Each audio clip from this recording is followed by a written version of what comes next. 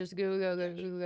So I think What? whatever's easier for Everyone, people. when I say we're gonna go, we're going. So We're live. I think What? whatever's easier for people. I can hear it in my So Twitch I stream. think What? Oh, it's messy. Ugh, here we go. Hi everyone, welcome to Moore's Book Club. We have been reading. Thank God it's done, guys. We've been reading Wind and Truth. I'm going to do a video on, maybe on this, who knows, maybe on this, I'm not sure. I'm going to do a video on the fact that I started July. I started July 4 books ahead of my reading schedule. I might even just be on par. I have lost all the leeway. I read usually 8 books a month. And I read a Dresden File book, knowing that it would be short and sweet, just to get a quota going. I also read Unsold, which was like a very short book because, yeah, I read Will White. I read it, listened to it with Travis Baldry. No book should be this big. This ruins reading goals and quotas. This is hard to carry when traveling a lot. This hurt my neck carrying it in a shoulder bag. This, I have to bounce back from this. It's hard to put the book down without my desk rattling. Abolish the quotas. Good Lord. It's a loud scream. Colleen says I make up for it with comics. That's smart. Some of the YA books will get that quota number up. I mean, I have to do it.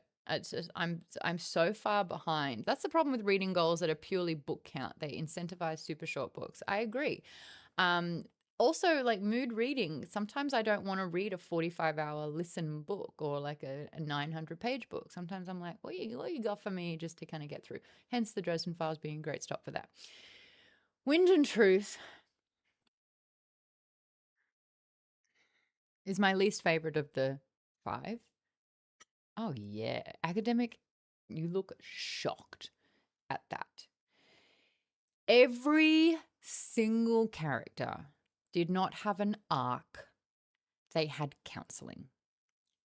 And while it is really cool to see introspection, self-discovery, personal growth, what I've discovered is that it's up to this point, it was really cool when that focus was on 1 to 2 characters at a time. When it was every single character for 1,300 pages and we were bouncing around therapy sessions, for me, it felt, God, I know I shouldn't say this on a public forum.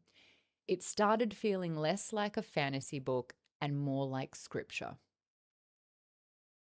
It felt like this was a message of how to treat people, how to do right. And like when it's tailored to the character and when it makes sense, that's really cool. But this was beating me over the head with 1,358 pages of like, do good, be good. Everyone has depression and pain, but we can work through it together. When it's 2 characters, I loved Shallan's journey when the focus is on her. I loved when Dalinar had to, in Oathbreaker, revisit his past. You know, these are all cool. When every single character at the same time is going on that same journey, it changes the entire tone of the book, I think. Now that I've vented, I'd like to open it up to everyone. Is book good? Did you have the same experience? Was there enough counseling for you to tolerate? And like, guys, don't get me wrong. I'm literally the friend group therapist. I am the Kaladin of the group chat. Like, love me some therapy. I miss the dramatics. But anyway, what'd you give this one? I gave it a 3.75 out of 5. I agree with the score that you gave it. Okay, why'd you give it a 3.75 out of 5? Well, if you had looked on the Discord, I'm reading 2 Brandon Sanderson books at the same time, Wind and Truth and that Song of whatever. And I was enjoying the song one more. So as I was reading this book, I started to think about the other book, Ah. and you know, I'm sure it's like just how it is in general. If you're not interested in something, you start to wander. You know, so I try and read books in the morning so that I don't fall asleep. So, but again, it's a well-written story. But like you said before, and Vaden also said in the Discord about how it just seemed like it was unnecessary to continue with certain topics. But I get it. It's again well-written book, but a little too long in the tooth, for my opinion. That's all. There you go. I'm reading out some of the scores as well here. Clever Girl saying Kaladin, Herald of Therapy. Yup. Nick is saying, this was my favorite of the series. I think it had a lot to do with finally being at the payoff for 5,000 pages. Toaster Poster says, this is my 12th Sanderson book and it might be my last. I'm just tired. Lisa says, it just bogged down the story. It could have been condensed or cut out. Academic says, let's put a pin in that. We got to talk about every character is going on the same journey. Emotional journey, emotional recovery, emotional breakthroughs is the journey. And it's journey before destination. Is that where you were going with it? Okay. And you pick the journey before the destination. Vaden, you gave it a emotional damage. You gave it a 4.5 out of 5. What did you give all the other books? I gave them all 5. So this is actually the worst for me.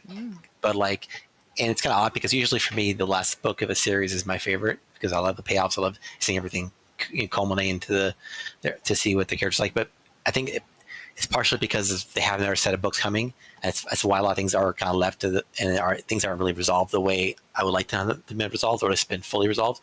So I understand, but yeah, that hurt for me. I enjoyed the series a lot. This last book is still really good. I did like the arcs.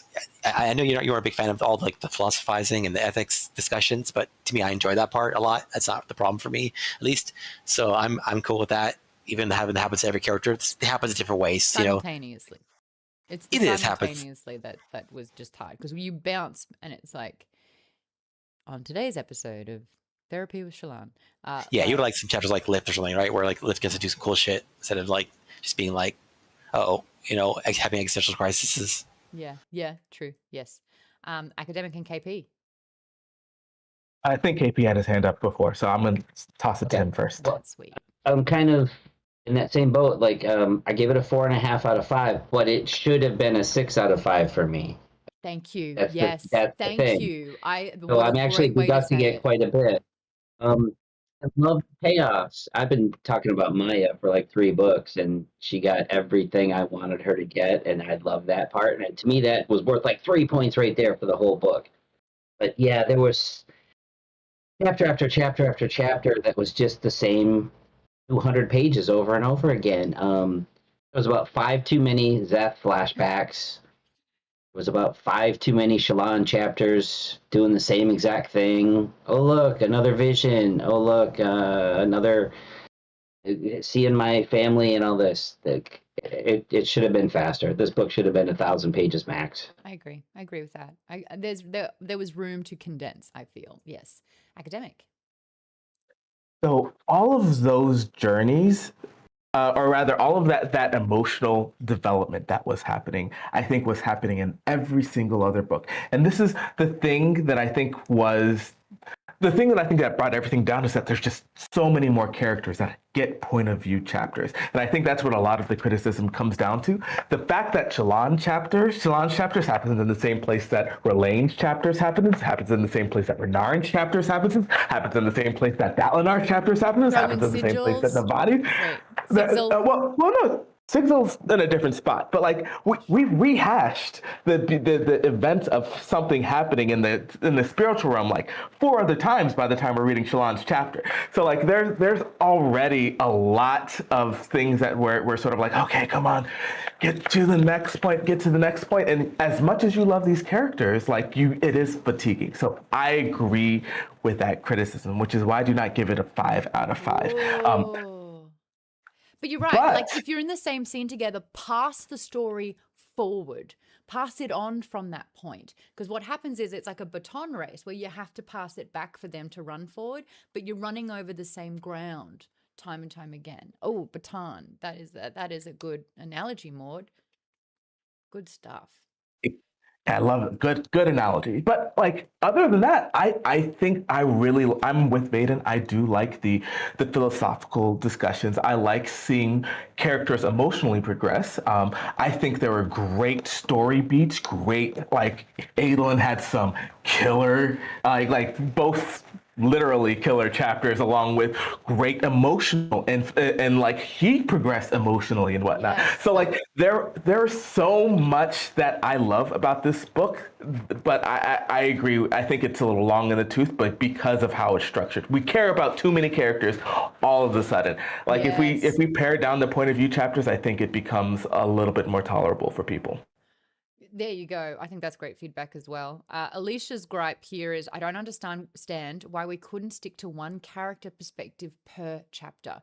It's a part of the Sanderlanche technique, and that is on the last sort of like home stretch when we're heading to the ending.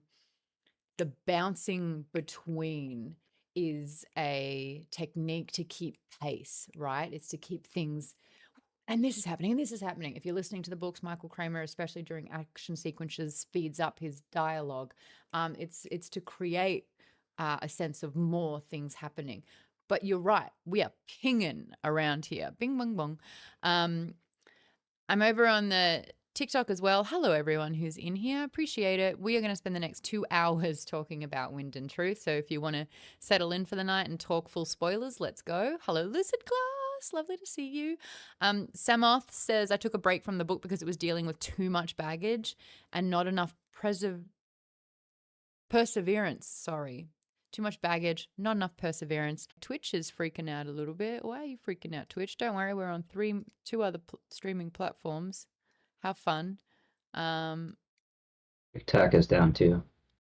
Talk is down? Second. That's for me, it's there. Discord's still fine. Discord's my barometer. Do we have to? Oh no, it's back again. You're right. It's not working. Yeah, it's back again. I want to read some of the comments out as well. Bianchi's given it a 5 out of 5. Colleen, you gave it a 4 out of 5. I feel like that's the lowest one for you too. Where'd you go?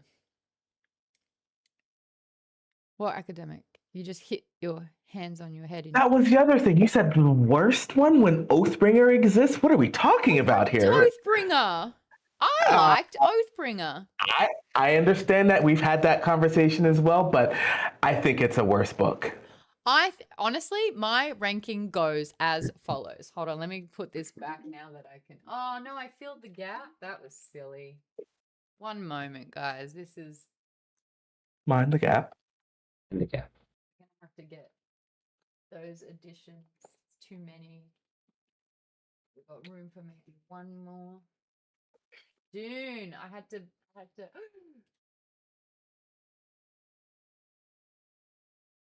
Rip.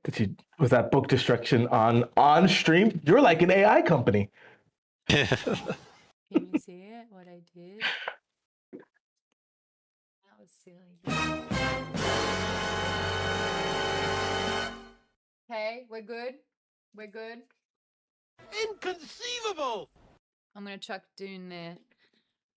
Oh, all right. My ranking goes as follows. Number 1, Words of Radiance. Not even close. Words of Radiance is in my top 5 books of all time. Words of Radiance just had cinematic. Honor is Dead. I'll see what I can do. Like, are you kidding me? So good. Next, Oathbringer. I mean, I really liked it.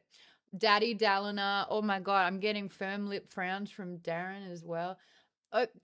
Then it's Way of Kings. It took a little bit to find its feet. There was a lot happening out the gate, but I liked that. I just really liked Shallan's chapters in Words of Radiance and Oathbringer. And I like Daddy Dalinar. Oh my God, don't even get me started on Adolin, my favorite. Then it's going to be Rhythm of War. Then it's going to be Wind and Truth. Questions?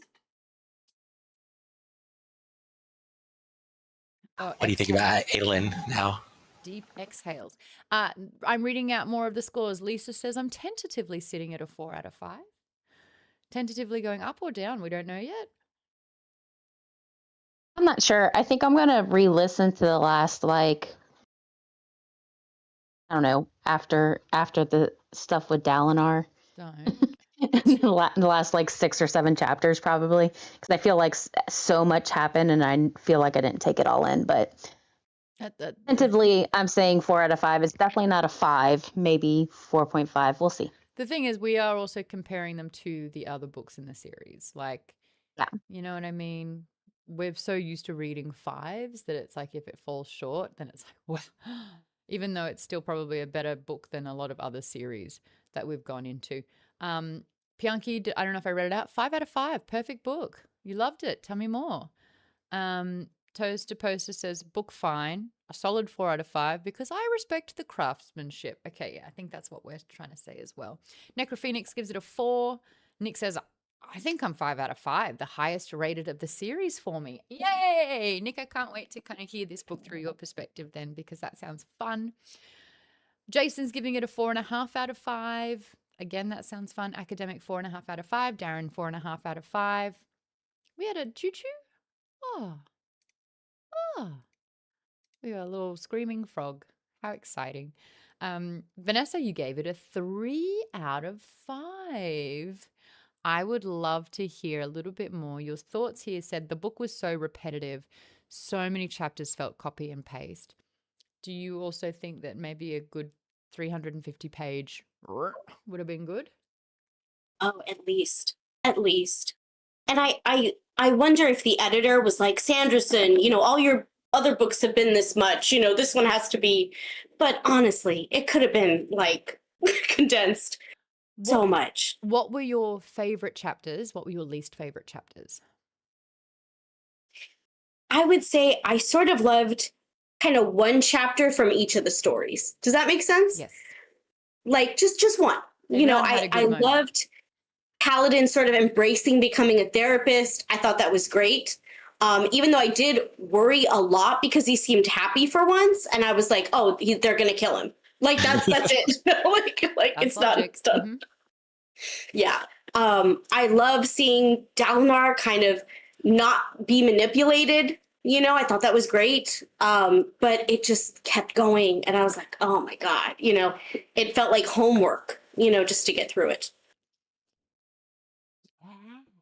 There was a moment where if I hit a point in a book where I'm like, it's still going, I deduct an entire mark from, oh my God, I can't believe it's still going. We should never hit that point. Katie, you gave it a 5 out of 5. Flawless, no notes. Are you able to chat? I just like all the books. I'm always here for the story and that I can escape into the world. And I felt that I was able to do that.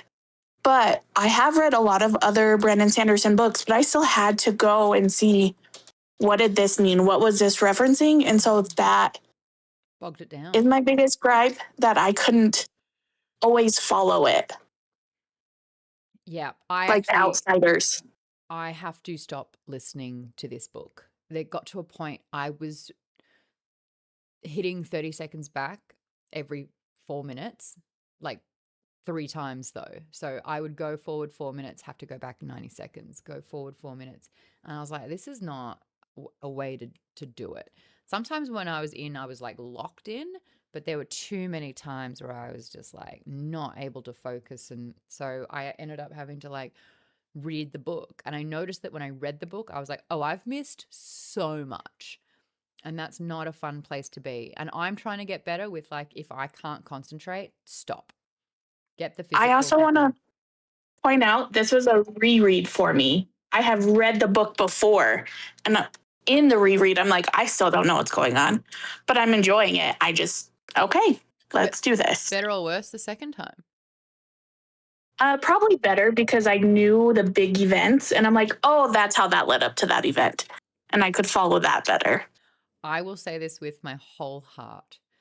I will not likely read this series again because it is 5,000 pages.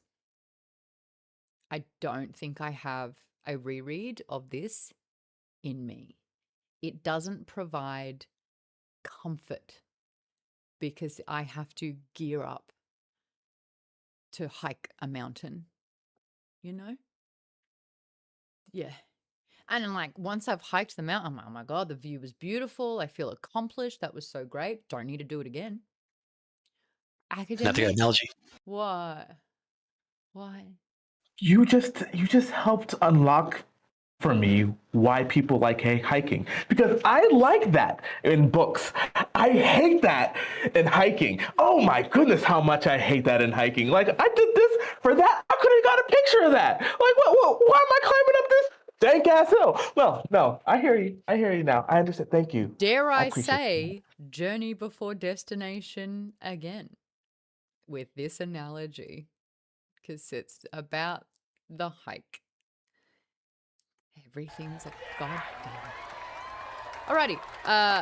Occult says, no progress needed for me, Goncho. I'm good, says the Lopin probably. Yeah, Lopin didn't get any. Nick said, I'm disappointed with how there doesn't feel like a lot of resolution. It feels like we're just waiting for the next book instead of this being the finale in a complete story arc. I would never recommend someone to read this and not continue with the next one. You're right. It didn't feel like a lot of this was like, for what? So we can enter desolation, so things can be like the darkest time. Like, were there good moments? Adolin sort of, yes, he's got Shard to help him out, but he ain't got no Stormlight. He was never able to get that kind of healing. Dalinar dead. Like, Kaladin's a herald. Yeah, his soul's still floating about. Kaladin's a herald, so he ain't even in the picture anymore. I thought maybe he'd get a smooch with Syl. Absolutely not. That's a breach of the therapy, patient, client privileges, confidentialities. I agree with you, Nick. I was a little underwhelmed with how this left us. It didn't feel empowering and great. It was just like, oh, fuck. It's like cresting that hill thinking you've hit the peak and then looking up and being like, oh my God, there's still more to climb. It's too far to go back down. I guess we're still here. You outie, Jimmy? Is that a little wave or are you just saying hi? I was saying hello to Darian. I was being friendly. Aw, hi. I thought you were outie. We just don't know. Nick said, compared to Red Rising, where Morningstar was a finale and you could be satisfied with the end there without continuing the series, there's just too much left unanswered at the end of Wind and Truth. Completely agree. KP says, there were too many chapters where I just felt nothing happened to move anyone or anything forward. I loved the story. I was happy with most characters' endings. Vaden says, also, I have to say there were so many excellent quotes from this book alone. What you got for me, Vaden? Oh, God, there's so many. When have I even started? Okay. Oh, yeah. There was, I love the one with the, like, about the kids starving and why they're starving. Let's see. Well, should I just do the quotes? The what? Oh, should I just do the quotes? Like, or yeah. What do you, okay, sure. Let's see. Okay, here. This one, guys. Actually, Aelin says this is nice. It says, an oath could be broken, but a promise stood as long as you were still trying. A promise understood that sometimes your best wasn't enough. A promise cried with you when all went to damnation. A promise came to help when you could barely stand, because a promise knew that sometimes being there was all you could offer. I don't want to give anyone a visual of this, but I was crying in the bathtub reading that part. Aw. So that was sweet. I did. Yeah. That was a sweet moment. Yeah, also, the TikTok live stream just absolutely shut itself. So people are finding the YouTube page, which is really sweet. James said, smash that like button if you love the stream. You're so good. You always do it better than I do. A Golden says, hey, Maud, I haven't watched since back in the Sorcerer Fed days. I've got no idea you're doing all these book readings. I recently got back into reading thanks to Dungeon Crawler Carl. Oh, you mean these books along here? Love me some DCC. I've been doing a lot of book stuff. I've been running a book club like this 3 years. Thanks for joining. Let's talk books. How fun. Colleen, you said you made a lot of highlights in your Kindle for this one? Yeah. She's like, I did. Nick said, am I the only one who didn't mind the constant POV switching? It keeps me invested in everyone's stories as opposed to focusing on one at a time, and then you forget where the other characters are since we haven't seen them for 6 chapters. I got a little whiplash, not going to lie. I understand the beats of the storytelling to build the suspense. I get why it's happening, especially at the end, but sometimes you just like, did it, a little bit. And it's like just to have almost like a mini cliffhanger or like a Academic said, I think that the switching is required when there are so many POVs. So I don't mind switching, just the number. Whose POV did we get in this book that we haven't had before that you thought elevated the character development? Whose POV? Lift, kind of. Okay. I feel like we got more of Lift in a mainstream book. Other than that, Yasna, I feel like we really didn't get many like main Yasna chapters before. There was like one in Words of Radiance, and that was it. So that was pretty good.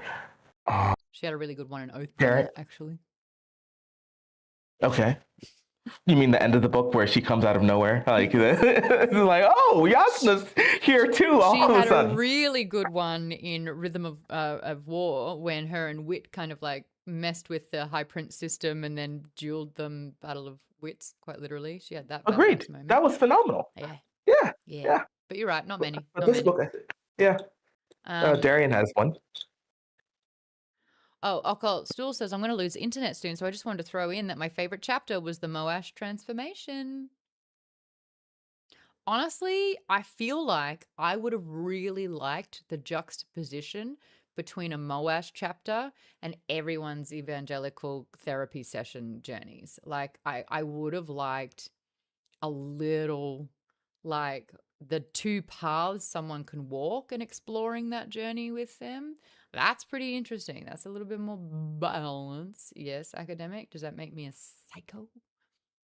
No, I just think that it did happen, right? In fact, that was his entire story. With the original Odium, the Odium was like, let me take your pain away. Yeah, he didn't want to feel. And then Taravangian takes over and says, no, you need to feel everything. And clearly Moash took kind of the wrong lesson from that. But like, now there was a like, juxtaposition. Now you don't want to see me angry, but my anger is fueling me now. I feel everything. More comments coming in. I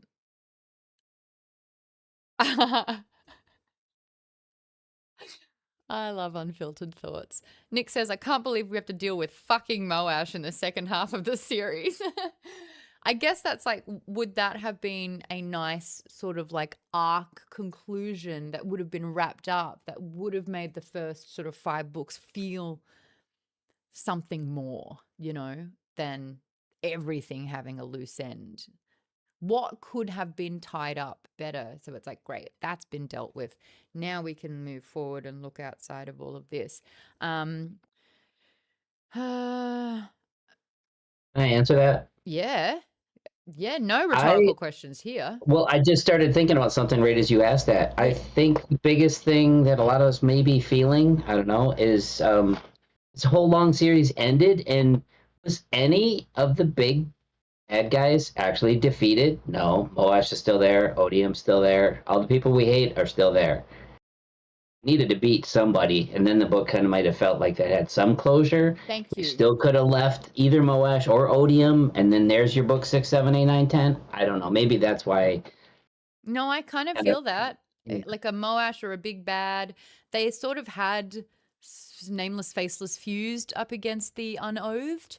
They kind of had, like, when if you look back into Way of Kings, like the first time we saw a fused that had carapace armor, that like was the first time you're like, holy shit, this can go up against shard plate and shard, like a shard blade, like, but then, and like, you know, we even had, what was the one who had the showdown with Kaladin, and he like he kept dying and coming back, like literally the who is that?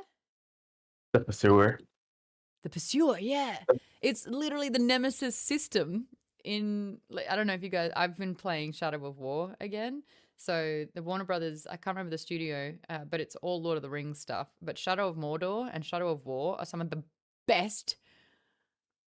Is it an open world? It's kind of like Assassin's Creed in terms of like the open world, explore a tower, unlock that area, but it has something called the Nemesis system.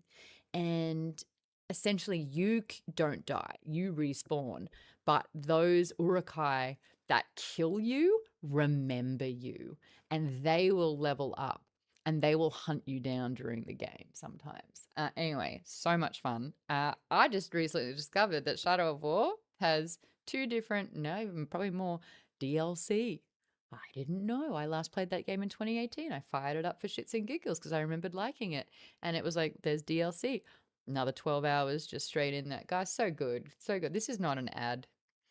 The Nemesis system. And then what happened was that gaming studio basically patented the Nemesis system concept so that no other video game could use it. And then they never put it in another game. So it's locked in these games. Darian. That Nemesis system thing. Yeah. They were making a Wonder Woman game that was going to use the Nemesis system, and then they canceled it sometime like last year, the year before. But that would have been pretty cool. I think I'm going to download Skyrim again, if you're wondering where I'm at mentally. Yeah. 300 hours. Yeah. Yes, academic.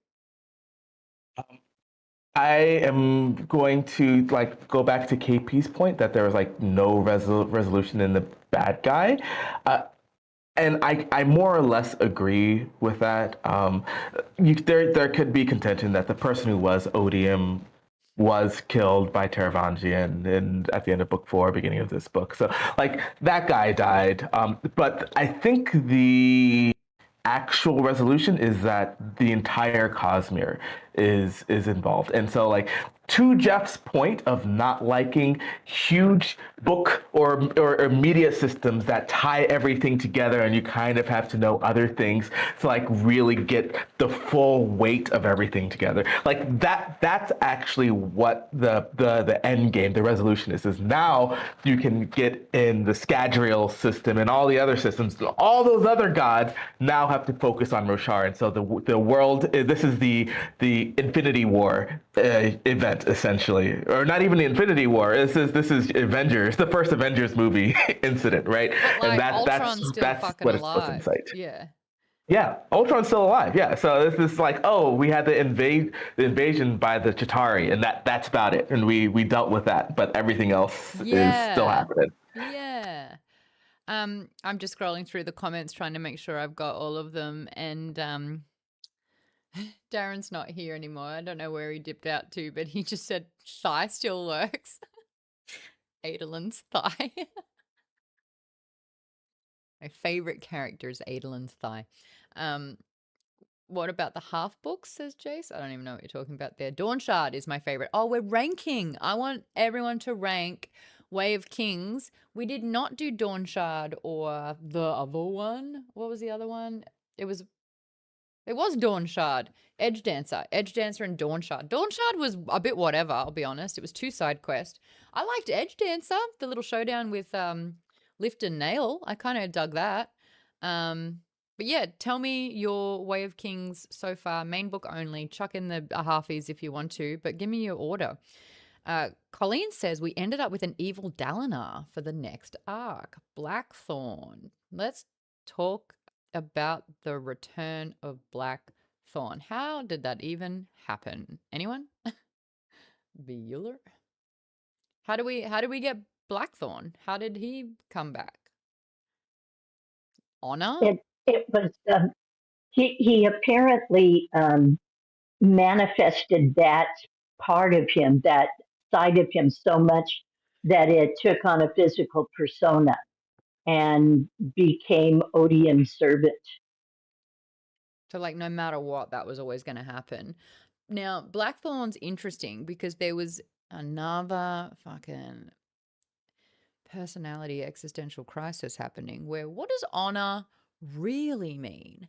Because when someone fights for honor, or when honor decides or dictates that someone should go to war because their honor was smeared, is honor even a good thing?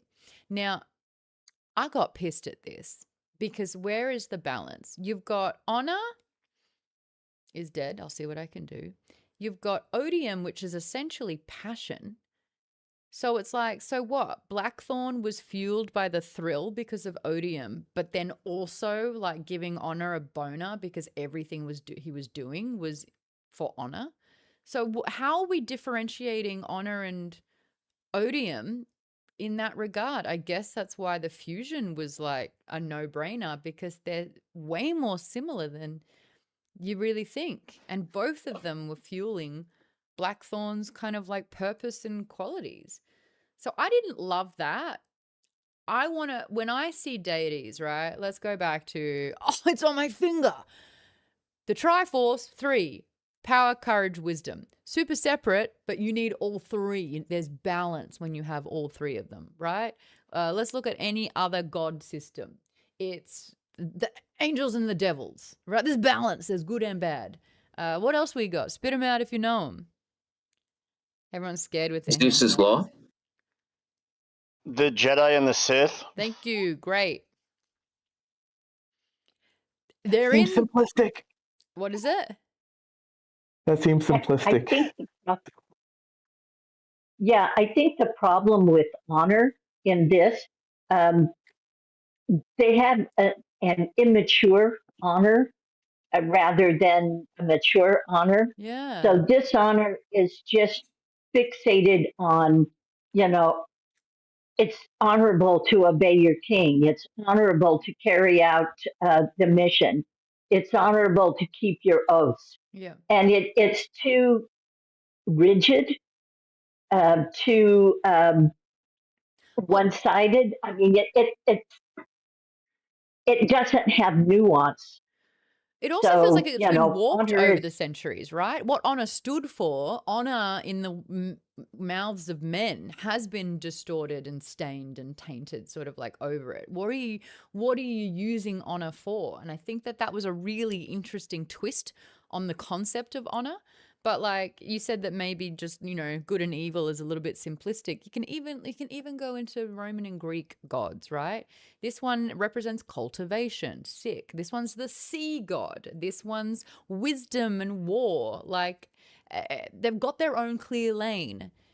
And I just feel like odium and ish, but mostly yes, like odium and honor just kind of almost started blurring, which is retribution. Sure. Hey, I know that I see 3 hands up and I'm going to get to them, but Jeff's in the chat. No video, but Jeff, I'm still catching up on the chat. I need to get 2 chats open, one current and one where I'm actually up to. Academic, explain Adonalsium to me. Or the destruction of Adonalsium. Oh, we will get to that. Okay, you have been in here. Jeff, what did you give this book out of 5? He doesn't rate books. He doesn't rate books. Is book good? Or was it? Okay. What's the word that he uses? It was fine. Jeff, are you there? So, Jeff, you're talking. You're muted if you're trying to talk. He said no talkie, not in the right headspace. Book was terrible. Book was terrible. All right, I'll make sure I'm in the chat for that one. I will get back into the chat. I'm way behind in it, but Academic Vaden and Darian, who was first with hands up there? Vaden was the first. Academic, you were still muted, but I'm lip reading. You said Vaden was the first, and then Darian, and then you. Then Darian, then me. Great, yes. Vaden, you're first. Let's go. Okay, just so to clarify the whole honor and yes, odium. And odium and combination, like Taravangian claims that they're working together really well, but we're only getting from their perspective. We don't actually know that they're working together really well, and we know that his predecessor, Race, specifically chose not to take the powers of other gods he defeated, and it's a reason for that, I'm sure. So I don't think this fusion is going to work out very well. And Well, I mean, like to they be have fair, his name was Raise and not Absorb. So okay, sure. but yeah, like also yeah, a lot of the gods do have their own like you know, a lot of gods in various cultures have their element or facet or personality or element or something like that they lane they you know, some kind of niche that's theirs. And in this case, like, but it's kind of strange in this universe, because in this universe the power is already there, but the gods only inhabit that power temporarily. Like someone has the power of honor, but they're not honor. They just have it temporarily until they die, which has happened to, you know, in the case Tanabes and also the race. So it's a little interesting because like there's a conflict between, you know, the holder of the vessel or the power itself and the vessel itself. So we've seen that before with many times. So thank you, Darian. Well, the thing for me is, and I haven't finished the book as yet, but my understanding is like, but I got there. How many pages? I am on chapter 96. Oh, sweet Pete. No. I have 14 hours again. Yeah, but I will still participate. We're gonna ruin a few things for you. That's totally fine. I mean, honor and odium and cultivation are all splinters of this god Adonalsium. So to me, my understanding is like they aren't fully realized personalities because they're still an aspect of this greater, larger being. So that makes more sense. Like honor is just the just like that single aspect of Adonalsium taken to the extreme. So that's why it's easy to be warped. I think like with Odium, because he's passion, it's still leaning towards the negative aspects of passion, because I think he said that at some point, like the positive aspects. Well, they're just calling him straight up evil now. Yeah. But honor, like taken to the extreme, is just that rigidity, and you see that exemplified by Neil throughout his interactions with Kaladin and Zeth, because he's just like this unyielding thing. The rules, you need to follow this. He's and lawful everything. evil. Yeah. Which also brings me in a chat I had with my friend today about the chapters I was reading. This is a message I sent to him. Tell me if you can see it. No, you're gonna have to do a reading for us. That is not happening. You're gonna have to read it. You keep throwing your phone closer, and now you've frozen. This is fun. No, I like. This is just Odium fucking with us. Fair, you know. He had passion. I have honor. Hold on, what did you mean by he's just evil now? Is it retribution? Yeah, no, it really stood out to me because I was reading the book last night. Dalinar is contemplating, what do I do? What do I do? What do I do? If I choose the path and like side with Odium, it is literally the evil path. It was defined. Is it the evil path? That's what I distinctly was jarring for it to be heard as evil, but he used the word evil. Would you like me to find it? Kind of. I'd like to read it myself, not because you're wrong, but I don't want to derail the book club. But I do think you have it on. You have it on tap. Sweet. Oh, Darian's back. Darian's back. Sorry, buddy, you froze. Hold on. We'll just finish up the academic thought, and then I want to get a message reading from you. So part of what I was going to tack on was what Darian was saying, is that these gods, these deities are parts of Adonalsium. So like there are 16 different gods that were splintered off from Adonalsium. And is the shard, are they shards? They are the shards of Adonalsium, which is not to be confused with shard blades. Those are different. So these shards of Adonalsium are closer to each other in this the hexadecigram or whatever it is, and they're closer to each other in that they don't mind destruction. Whereas like you see we've already experienced, if you've read Mistborn, two other shards conflicting with each other, and that was preservation and ruin. And though they were that opposite side that you are more used to, right? So they have direct conflict. They want completely different things.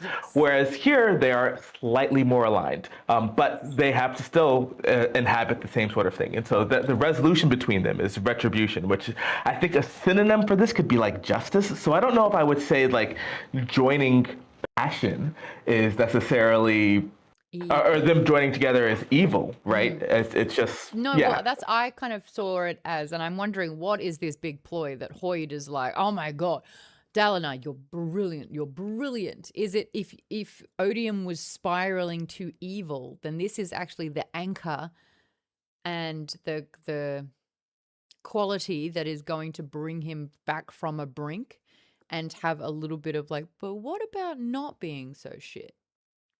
And so this is just a theory Wit, Sephandrius, Midius, whatever his name is, has stated multiple times throughout the series that he thinks the shattering of Adonalsium was a mistake. And so I'm wondering if him having Odium take on the Shard of Honor is him seeing the Cosmere slowly bringing the pieces of Adonalsium back together into a more harmonious state. Oh my God, so, I don't think I care. 5,000 fucking pages, and now we're bringing back shards, and we only really know where 2 of the Dawn shards are, and a bit of honors over there that just got combined with passion, and that's now reputation. I fucking don't care. We know where the other gods are for the most part. Where? And Mistborn will Sazed's like 2 of the shards. There are cultivations, one of the shards that was used in this book. Obviously, is Mishram one? Mishram is not one of the shards. Fuck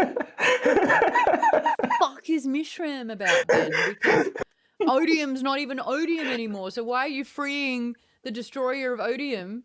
What? 3.75. Odium was afraid of Mishram.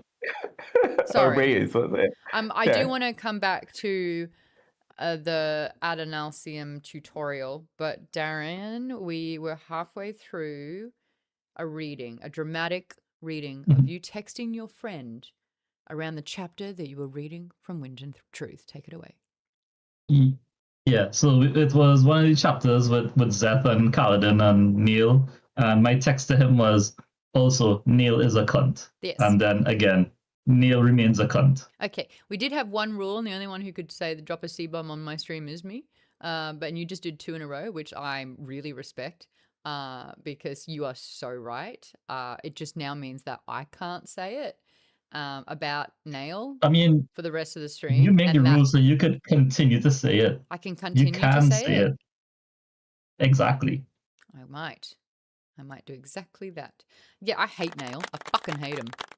What a shit. Anyway, I was audibly like, shut up every time his chapters and talking came up. I'm so far behind in the chat. Did we have any other hand up before I just plow through some comments here?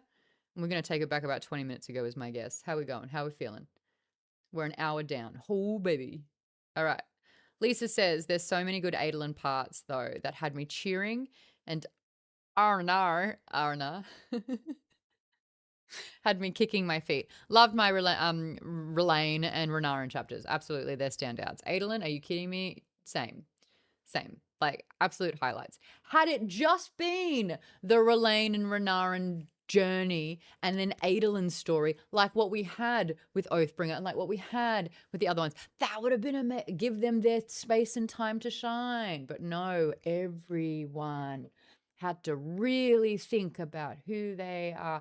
Did it prompt, and let's be so real, did it prompt anyone to search inward, and were you inspired to either seek help or therapy or to explore sort of like the shadow parts of oneself? Academic, it did that for you. Okay, that's a win.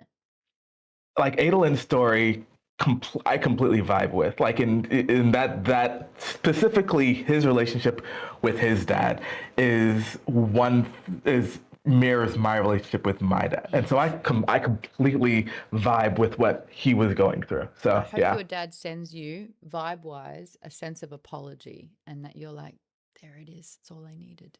I hope that happens. Yeah, look, it was just everyone having their light bulb, mic drop kind of moment. Okay, sorry, more comments. KP says this book was repetitive and redundant. Nick says, I mean, all 5 of the books could have lost a couple of 100 pages. Violet Toe is ranking books. Rated book 5, 4.5 out of 5, and ranks them. What? You start with Oathbringer before Words of Radiance. As if Words of Radiance isn't everyone's number 1. Hey, this is why it's your list. 3, 2, 4, 1, 5. Interesting. I would just swap 2 and 3 and 4 and 1. Okay, never mind. KP, you said that Sanderson did Yasna dirty. This is a thing when you have so many characters. The whole time I'm like, dude does not know what to do with Gavilar. This little kid's like, oh my God, I'm seeing so much fucked up shit. I'm going to be such a terror 5-year-old. And then I'm like, don't know what to do with this kid. Don't know what to do with this kid. And then they pulled that and you're like, what? Now you're doing 20 years side quest, long game, pull him into a different dimension and raise him up to be the evil adult for what? And then freeze him? Bleh. Miss me with that shit. Sorry, I didn't love that. Nick said, that's so funny because this was the first in the series that I didn't complain about it never ending. Nick, I loved that you loved this one that much. That's so cool. Academic, oh, you're responding to Katie Brush. I love wait, wasn't that from another part? Wasn't that from another book? Part of it, much to Jeff's chagrin. Alicia says, if there were a chapter per character per day, I would not have had those feelings of interruption and repetition. Yep. The baton analogy. Love that one. Jeff says Sanderson did most of the characters dirty in this book. They all bent a bit too far to fit the plot. I want to hear more about that, Jeff. Jason said, as someone who isn't a Sanderholic, I couldn't care less about the interlude chapters to tie in the Cosmere. Dude, I check out. That's a lot of the go back. What? Who is this character? Why do I care? Why are we introducing characters I've never heard of at the 4,600 page mark? What? Jeff said it will be at least a few years before I would even consider a reread. That's actually pretty good. I didn't think that you would consider it. A few years. Necrophoenix says The Emperor's Soul is the best in the Cosmere and it's only 136 pages. Also, Mistborn Era 2 has some great characters. Ooh, Academic went, and I don't think it's 6-7. I was agreeing with Emperor's Soul, and then I remembered that there were some newer ones that I liked slightly more. A newer one that I liked slightly more. Which one? Name names. Isles of the Emberdark, but that's for reasons of tying the Cosmere together. And you see also some really cool people. I would say I liked it more. Mm-hmm. I might read Tress next. Give me a standalone. Give me Princess Bride vibes. Like that sounds like it's good. Colleen says I only reread this one because of book club, although I did pick up more this time. Jason says Brando is good at cause and effect. I hate books that are like this happened and then this happened without a because or therefore in sight. I do too. I get that. Every action has a reaction, so that makes sense. Jimmy says if there's a Bridge 4 book, I'd read that.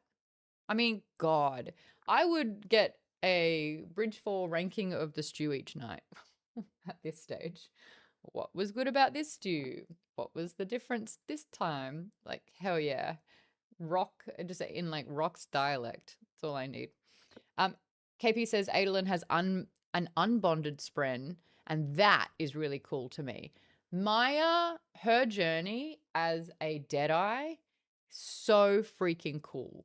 Adolin realizing that even though he's not a Windrunner and he can't stuck in Stormlight and regrow all these limbs that he's losing, what he's able to do just with seeing people believing in people. Like, Adolin, you fucking rock.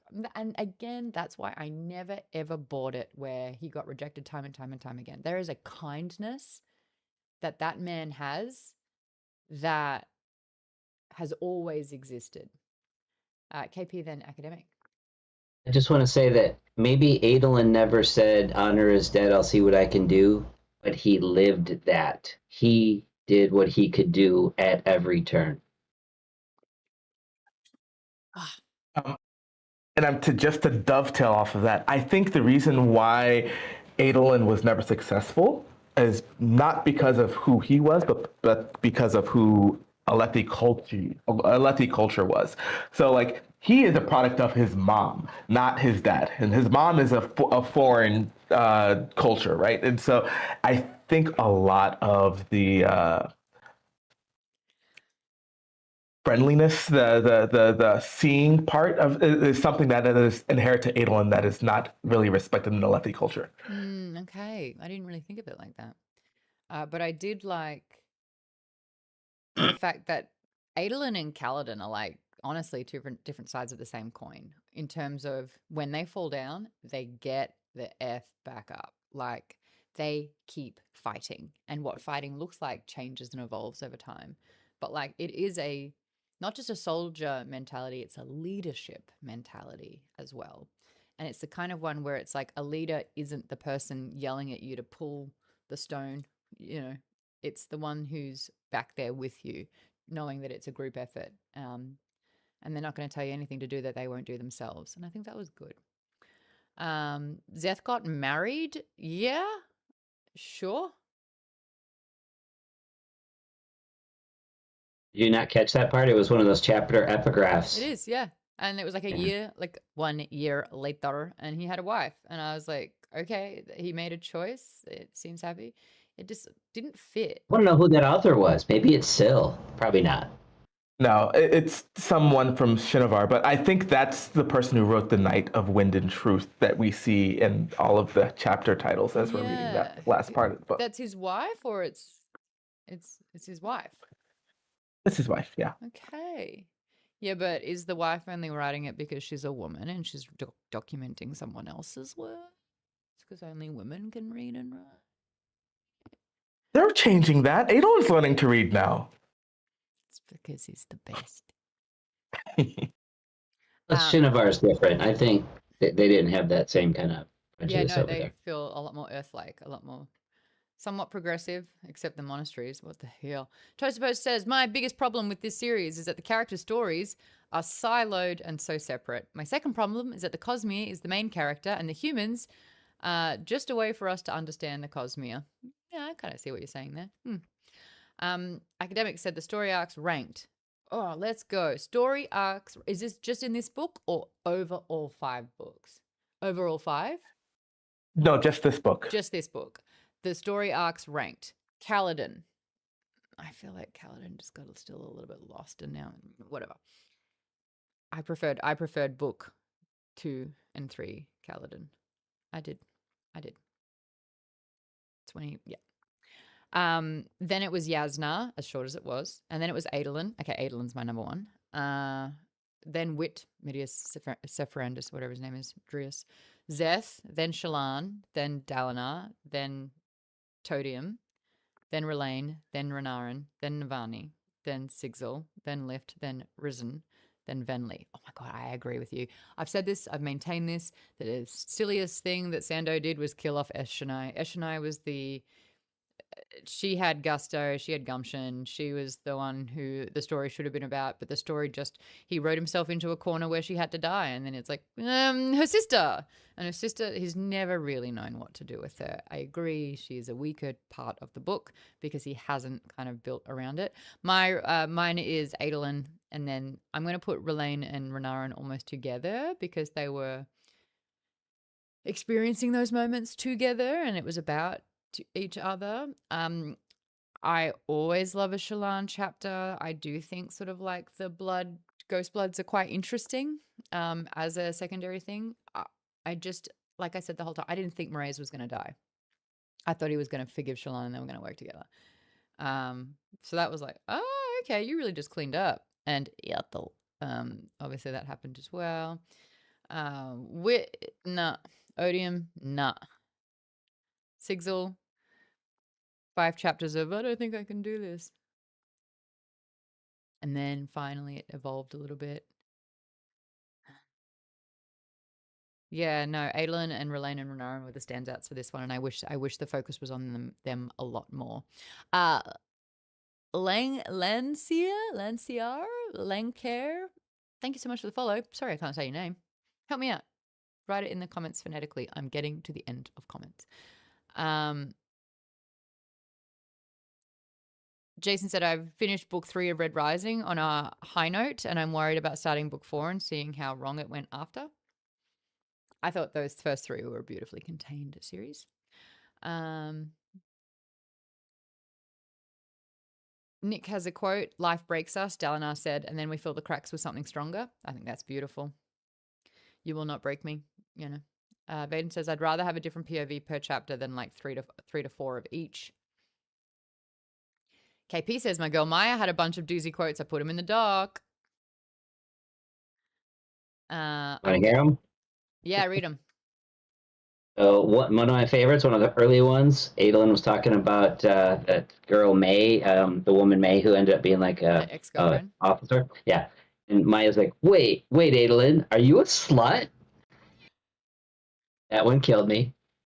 But then, of course, when she finally comes back after Long Journey, she has a couple of them back to back to back. She says, but I haven't forgotten them, speaking of the Dark Eyes, and they, like me, have not forgotten you, Adolin.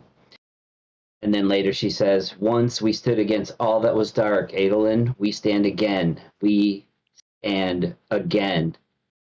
And then finally, she becomes a sword one more time and says, let's kick some fused ass. That gave a bit of Bye Felicia to me, I'll be honest. Gave a little, but I like Maya. I like that she calls him boy sometimes. I just love that dynamic. I love how much he just respects her so much. All right, more comments. Sorry, guys. Toast Post says the constant POV switch felt like Sanderson changing the channel on the TV right when the show starts to get good. I'm not a fan. Well said. Alicia says, when you said I can take your pain away, I thought of Hero by Enrique Iglesias. Scrolling down. Jeff says, I didn't like the character development of any of the characters except maybe Adolin. Oh, God, we're only up to the Nemesis system. Holy shit. Miss your gaming streams. Fair enough. Oh my God, blah, blah, blah. Snores is saying, I shouldn't have to research to enjoy the books. I hear you on that.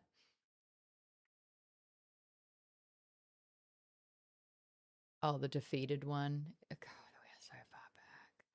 Nick says, yeah, the branching out into bigger Cosmere was my least favorite parts of this book. Should have kept it centered around Roshar with a few minor Cosmere connections.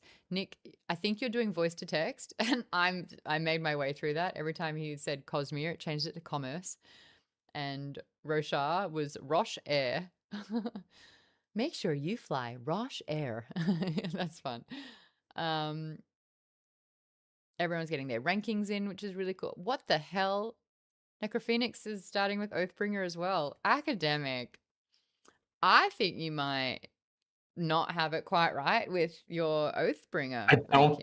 I think there's something wrong with the club. Is all. That's all. It's broken. It's broken. Second favorite, Daddy Dalinar. Inconceivable. Yeah, it's not going but super. Tini is correct. Nick says, I really don't like that. Should have just left Dalinar completely dead. I saw a lot of people compare that part to an ending of the MCU. Yeah, no one ever really dies. The nerd effect. KP just said, so you're just telling me that Navani's single? Shoot your shot, KP. I'm going after her son, so I'll put in a good word. After that, Academic said, so Yasna's free? So yeah, we're just one big weird family. Aunt, sorry, convoluted. Otherwise, that'd be really weird, wouldn't it? Nah, whatever. It's all too close anyway. Alicia says, I thought that was brilliant because there can be a spren from any construct, and now there is the perfect foil. Academic, you said, so you're telling me Yasnar is single. Well, yeah, broke up with Wit. Yeah. And he can't believe he said that to, didn't he say that to Dalinar? Well, I'm sleeping with your stepdaughter. I was like, Wit, read the fucking room. Are you kidding me? That is, oh my God. Why is your name That's Wit? Wit, though.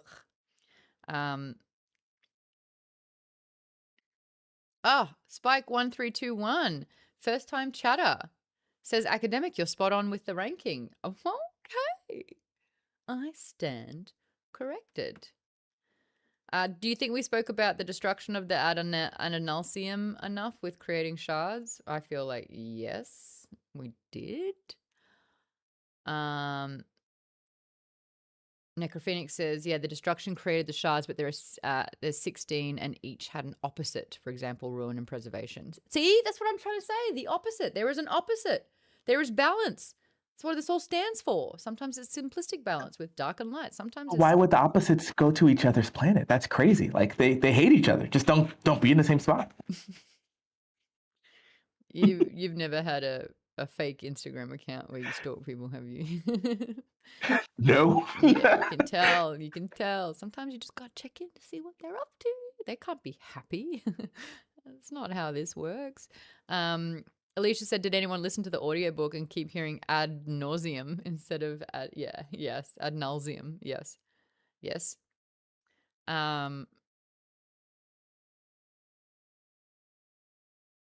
Jeff is saying that the god powers were as flexible as was needed for the plot. That makes sense to me. Kind of felt like that a little bit.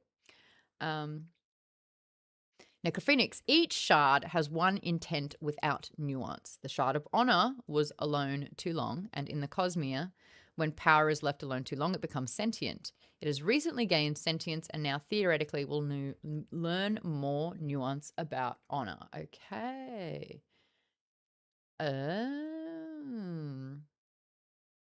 Plus, each god, says KP, is part person and part shard. They have split personalities. Nick is saying, so there's 16 gods. When did we learn that? Surprise, motherfucker. Yeah, it's a Sanderson book.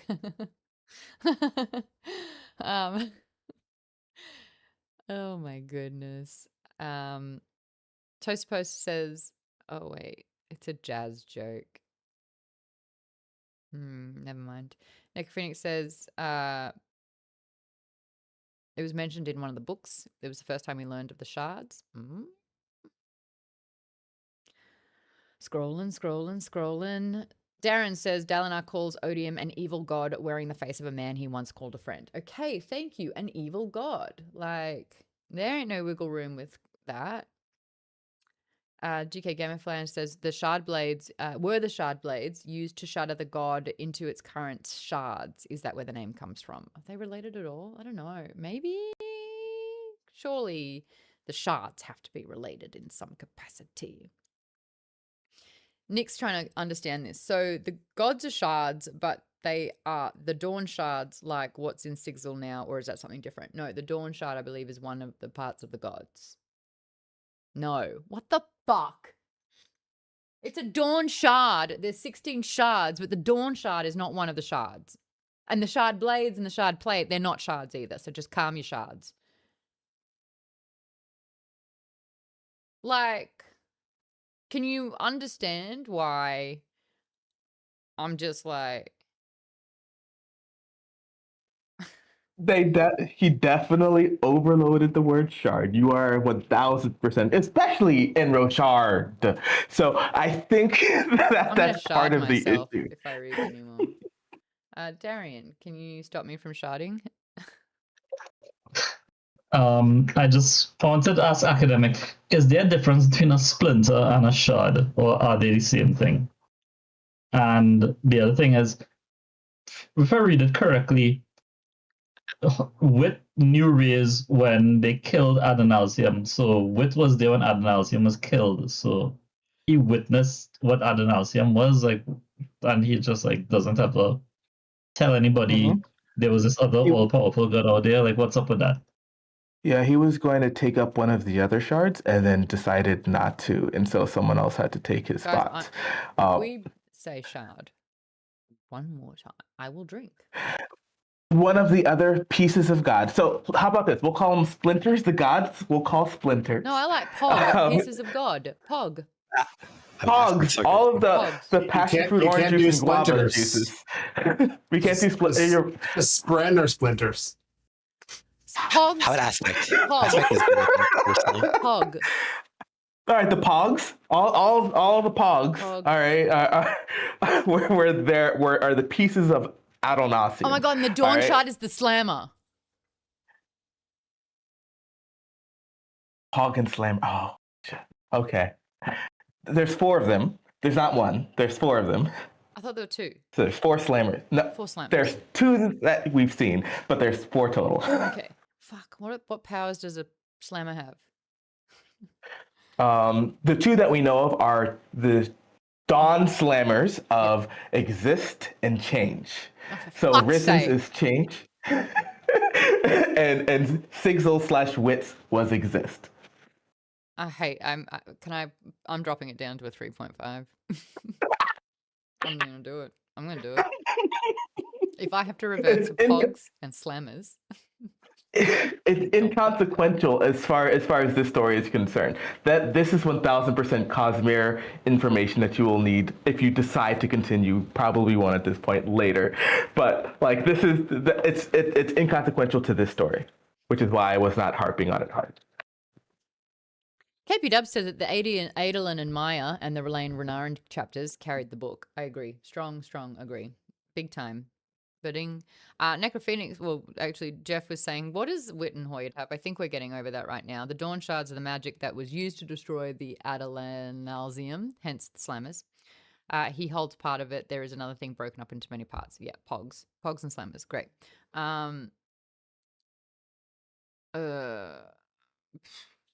GK Gamer Fan says there's more than one Dawn Shard, right? I remember thinking there were 4. Yep, we got the answer for that. Great.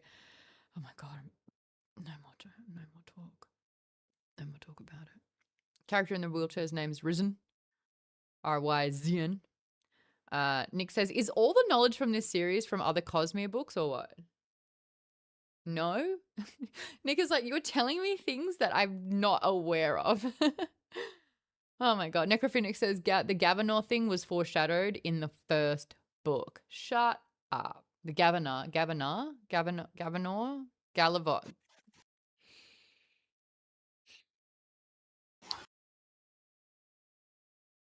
I'm fine. The Gavanor thing was foreshadowed in the first book. I cared a second, and then I Gavanored, and now I'm going to ignore it, I think. All right. Are we going to continue? They're not written yet. We're fine. We're good. We got like 5 years. We're good. We're good. Nick we have 5 more books on this to go. Oh, do we? You know, They're really invested. I wouldn't feel so bad, actually. You know, I think you're good. I think. But there's way more Cosmere. Thank you. There's lots more Cosmere books to get through. That's the thing. 80 books. And they're more fun. Yeah.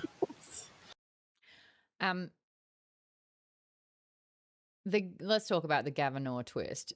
Nick was saying, as a dad, it broke his heart thinking about his 5-year-old kid growing up all alone, being manipulated, and then having to view his great uncle/grandpa terrorize his father. Yeah. But like, what a 20-year investment just to like use him for 4 minutes. I got a bit annoyed about it.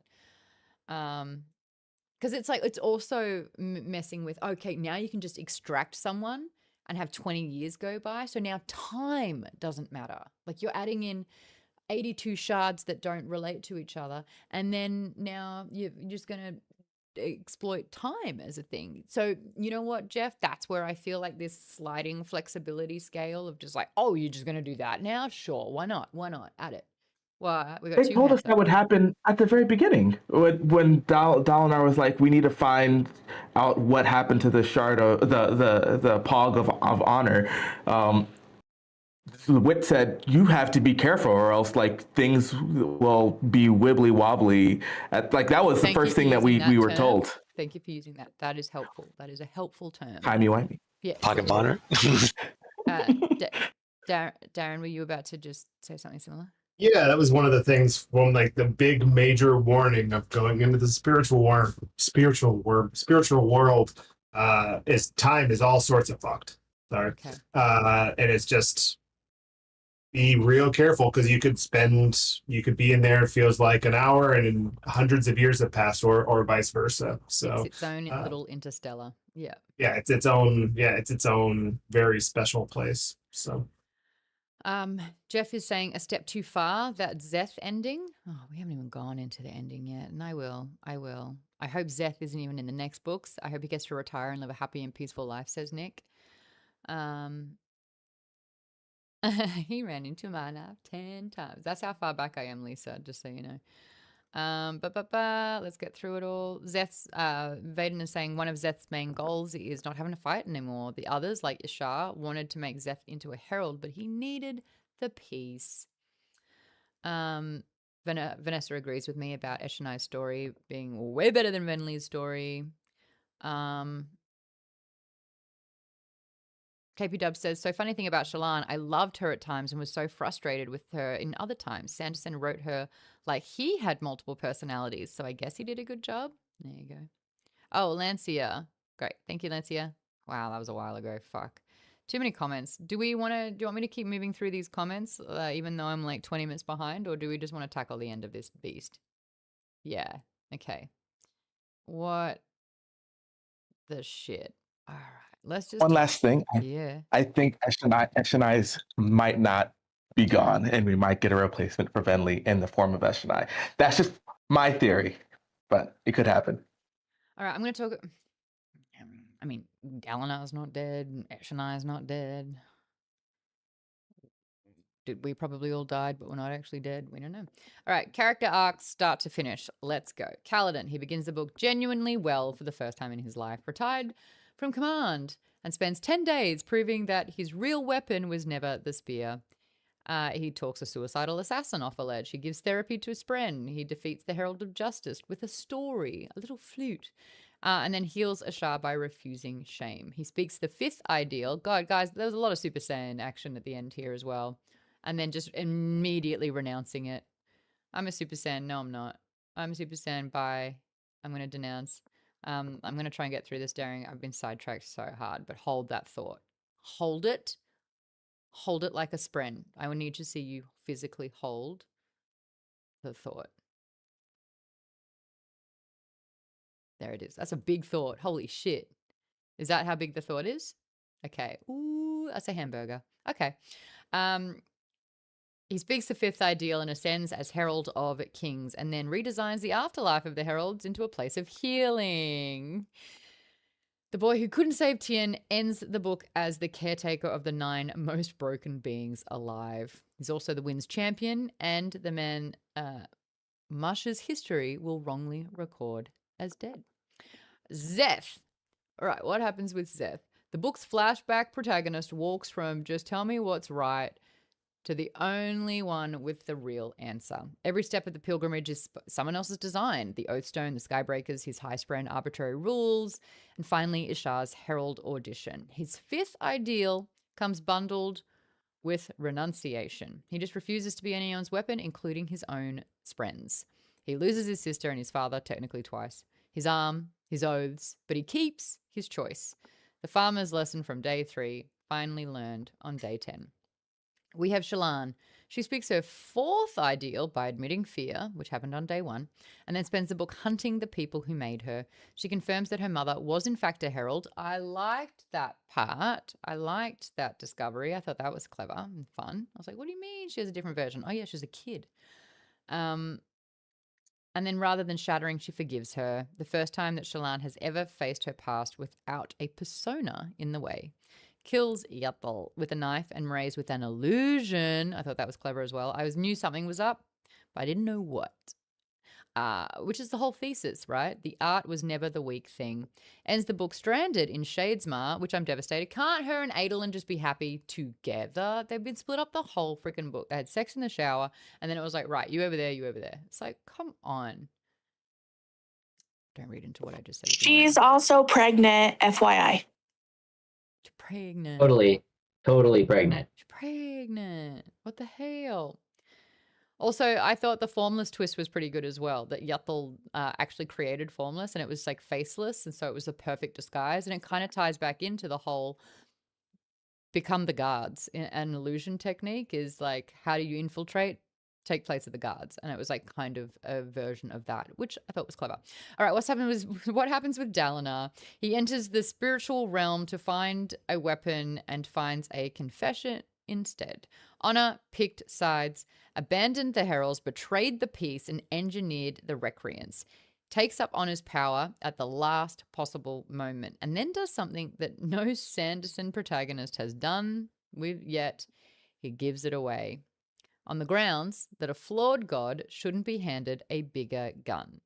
Loses the contest, dies saving the grandson that he failed, and wins the war by leaving Retribution cornered and visible to the whole Cosmere.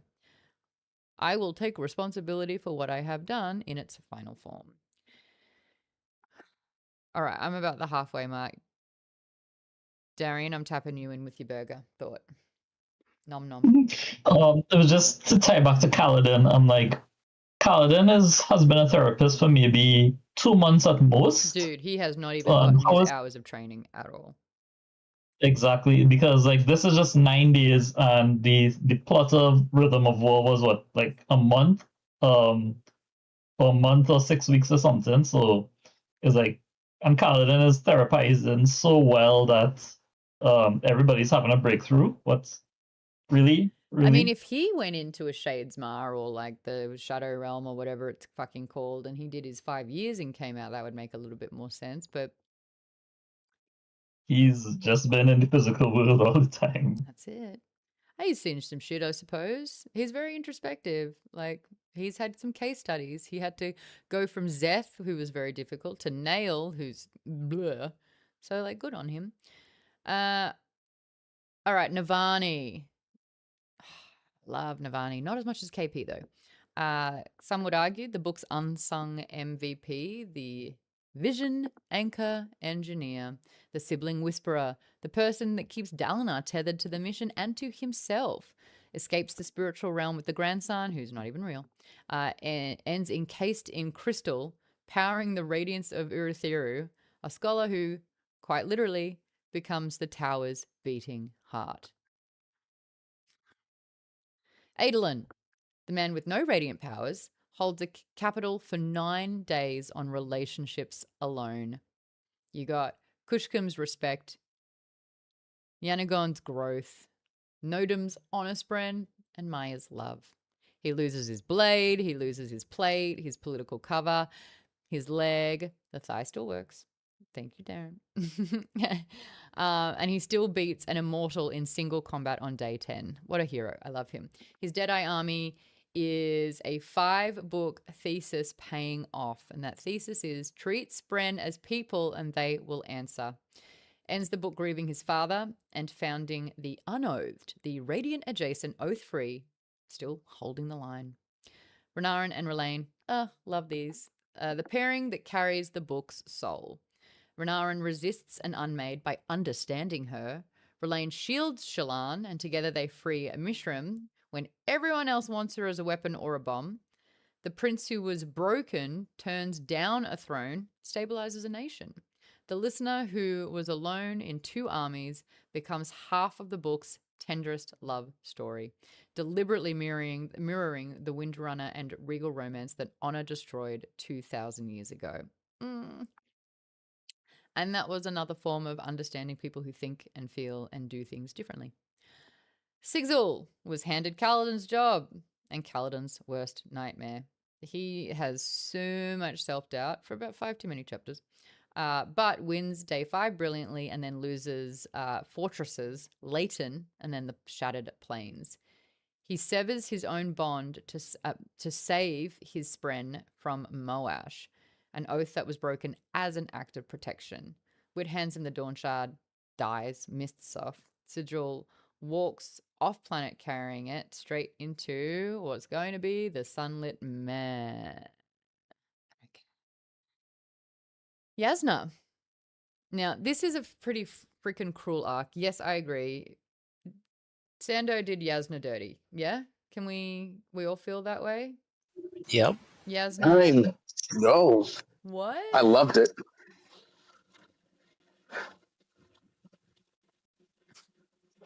Why? Why? I loved her journey. I think her journey was one. I think she had some of the most right to believe the way that she did, and it's demonstrated time and time again throughout the series. And so, like, Brandon Sanderson sort of built her up to be this sort of infallible character, and I think it was a well-earned infallibility. Until, like, she's confronted with the ideals that she has like put at the forefront throughout the series, and she is forced to make a choice between what she understands as the greater good, and like in her head, and what she would actually do. The greater good. Everybody's supposed to do the thing. So there you go. And so she realizes that, wait a minute, it's really difficult for anyone to understand like what the greater good is, and who is someone who thinks themselves to be infallible to say to other people that they can be the one who can speak for what the greater good is. And I think that's a really interesting revelation. And I think that like she is primed to sort of be a better champion for Odium or not, depending on like how she moves on from this part of the story. It's really, I think it's really interesting. That's hard disagree. That was when it was bogging down for me too. Let's go, Jeff. Yeah. I was saying the same with Jeff. I'm sorry, I have to step in at that moment because the problem with this book, or my main problem with this book, is that they bent all of the characters, like Sanderson bent all of the characters so far out of their shape that they're unrecognizable by the end. And some of those are good arcs, like Adolin seems that's like a good arc, and I liked how that went more or less. Everybody else, Taravangian, all of them, they all, Dalinar, Yasna, all of them, they all are unrecognizable from who they were. Like if you put the character description of them at the beginning and the character description of them at the end, it's inconsistent. It doesn't fit. It doesn't work. Like it doesn't, there isn't a clean arc to get pages from. There isn't. They're just, to me, there isn't. Like there is no arc. Like it's a smooth arc, and then we get to this book and suddenly it's like a kink and things go weird. And I just don't, this book was, and this was a reread. This was the second time I read this book. It's, yeah, Yasna was terrible. She was the worst of them. I will agree, Vaden. Like she was definitely the worst, but they're all that. They all like went into weird places, and I didn't understand it. But they thought about who they are a lot in this book. There was so much introspection that they just evolved so much, Jeff. No, hard disagree. They didn't evolve. They just suddenly like a switch flipped, and suddenly there's something else. And it was like, perhaps it was just, I felt it was like an unearned change. Like if there was introspection, I'll give you that. But it wasn't to the point where it was like, oh, we can like understand how they then ended up here. Like, so it wasn't a breakthrough, it was like a break fracture. Correct. It was just like a sudden snap that all of a sudden I'm like this, and it was awful. I love having two very different spectrums of a perspective of this particular thing, whether it's like the arc was a nice smooth sort of like transition and oh my gosh, it all makes sense, or if it's like, wait, where are we? Who's doing what now? The Adolin, I agree with you. I think we can really kind of just say Adolin's chapters were amazing. I've felt has stayed more consistent the last few big books than he was in book one. I felt like he had such character inconsistencies in the book one where they're all saying that he's one type of person. I'm like, where is that? It like, was he a slut? Like, we didn't really see those things in motion. Yeah, but his character I felt was more consistent here. KP, you're reminiscing about the time where in the book Adolin fights the fused and the plate is like, sir, and then moves on to him. That was really cool. I love those moments. Nick says, I'm so glad that Adolin didn't become a Radiant. And I think maybe that's why I'm talking about the consistencies. Like, he's consistently sort of like disputed or declined wanting he's not longing to be that. He's decided that it's not for him. And so that through line for him stayed consistent. His whole story arc would have been undone if that happened. He is a hero who saves the day just as he is. I agree. Then Smeckard says, give Adolin the honor shard. The whole Cosmere is going to be sorted in 3 weeks. All right. I love that we're all team Adolin. Great. Nick said, I loved Yasna's arc too. She was awesome, but needed to be humbled, and I can't wait to see where she goes from here.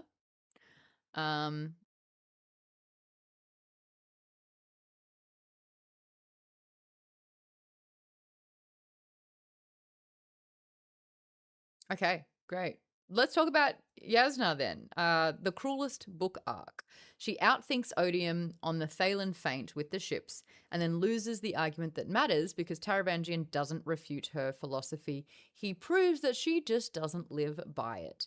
Fen then defects. Yasna ends the book as queen of a broken coalition, holding Wit's last note, forced to admit her own hypocrisy. She broke up with Wit by letter. Which the group is legally required to have opinions about. Yeah. What do you guys think about the fact that she got dumped over text? He got dumped over text, whatever it was. Happened to me. You didn't read the book, Tim. I know, I'm just saying it happened to me, that's all. Getting dumped It's by nothing text. surprising. Yeah. Yeah. It deserved it. Worse than that, actually. Worse than that, actually. It's a very Yasna thing to do. Yeah. Thank you, Pianki. I was surprised you'd have a formal argument explaining why. Well, I mean, he was a shit. He always kept her in the dark. Oh, yeah. No, she should have walked before. Let's figure out the long play that was Venli and the listeners with a very kind of like sharp turn at the end there as well. I feel like that was kind of like a forced thing that happened. So Venli and the listeners were guided by the stone. They find Odium's hidden perpendicularity beneath the Narrak. They take the plateau with the Chasm Fiends and win their people a sovereign nation by treaty, beating a god at his own contract game. The species that was lobotomized by Honor's bondsmith wins its freedom with paperwork. So, yeah, that kind of happened, and you're like, so what? That conversation should have happened decades ago, but like when everything's gone to shit, they decide to have a treaty. So I agree with you, Jeff, there, but that was kind of just like conveniently sort of shoehorned. Thank you, KP. That was a good one. The less we talk about Venli, the better. That's a good one. Venli and the listeners sounds like a band, says Jimmy. What's going on with Taravangian, who then became Odium, who then became Retribution? Well, he kills his own city to become unleverageable. And I thought that this was interesting because that's the one thing that they could have held over him, so he just obliterated it. Or did he? He out-argues Yasna, out-schemes Wit, spends 20 subjective years raising a child into a weapon, and then wins, ascending with 2 shards. Ends the book isolated, exposed, hunted, and feeling like he lost because the man that he beat gave away the prize rather than letting him have a clean victory. TBD on TOR. Gavinar. Now, this is the most horrifying transformation in the series. Again, it just felt like a bit of a ripcord, and it was a long layup for a weird payoff. the traumatized toddler, age 20, in a god's custody and pointed at his own grandfather. He was saved at the very end by the man he was built to kill. I didn't really feel anything in that moment either. Like, Dalinar kind of was just kind of quickly dead. And you're like, what? Okay.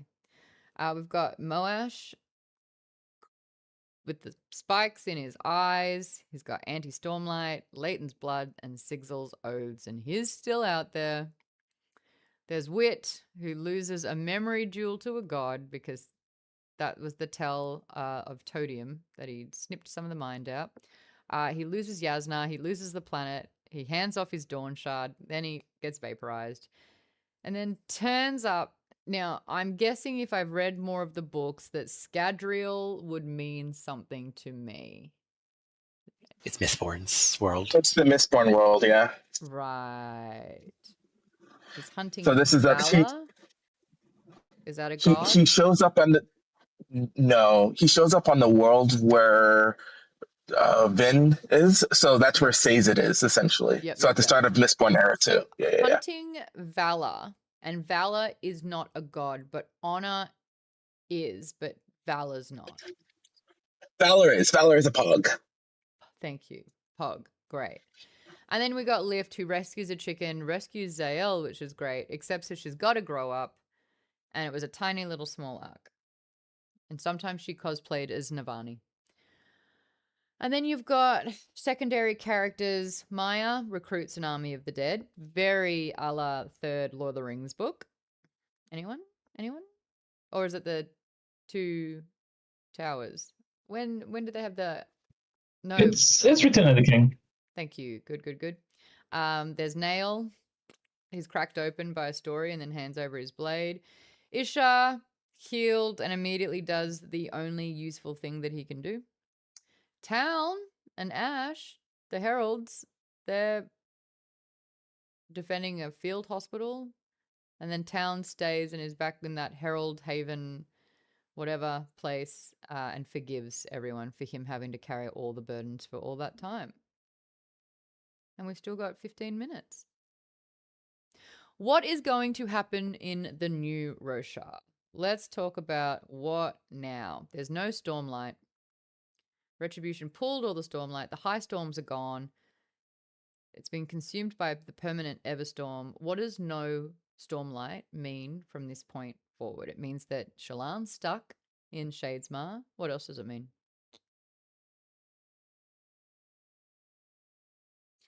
Everyone's fucked, guys. Stormlight powers. No radiant abilities. Yeah. Yeah, no radiant abilities. So even though there's no healing, no flight. No healing, no flight, no lashings, no... no insta travel. Yeah. But no it doesn't mean that, Oathgate use. The Oath Gates are gone. Yeah, you're right. So no fast travel. It's interesting that but they have to use Retribution's light to do it. It would work for them. They just have to get it, which is going to be the rub. Like, how would they get it?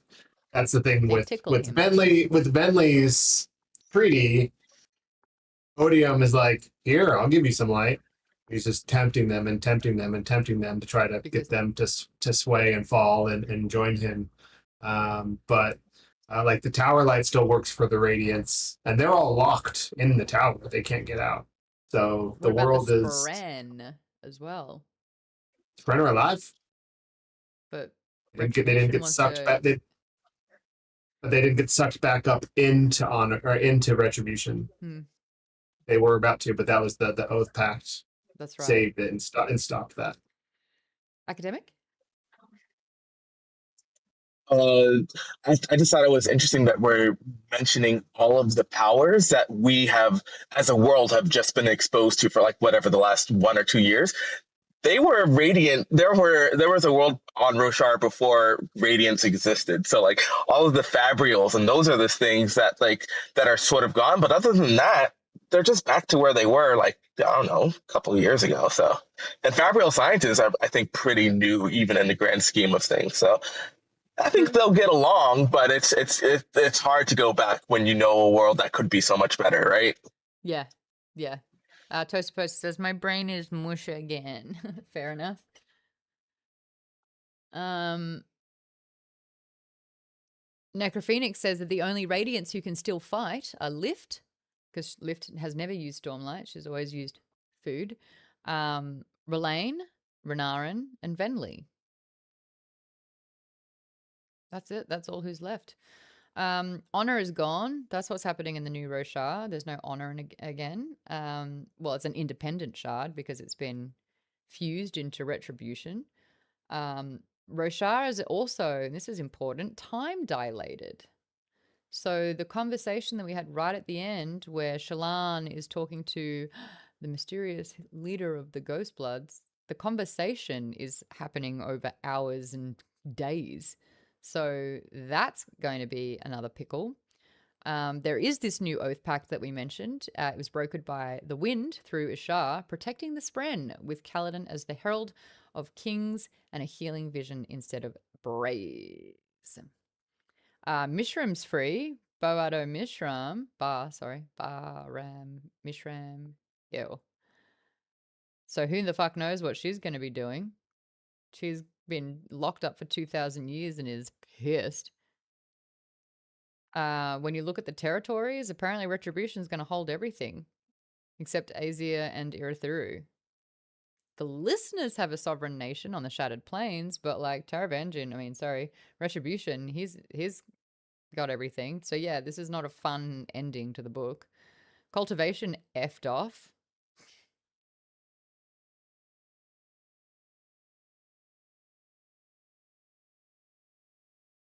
Also, did anyone like?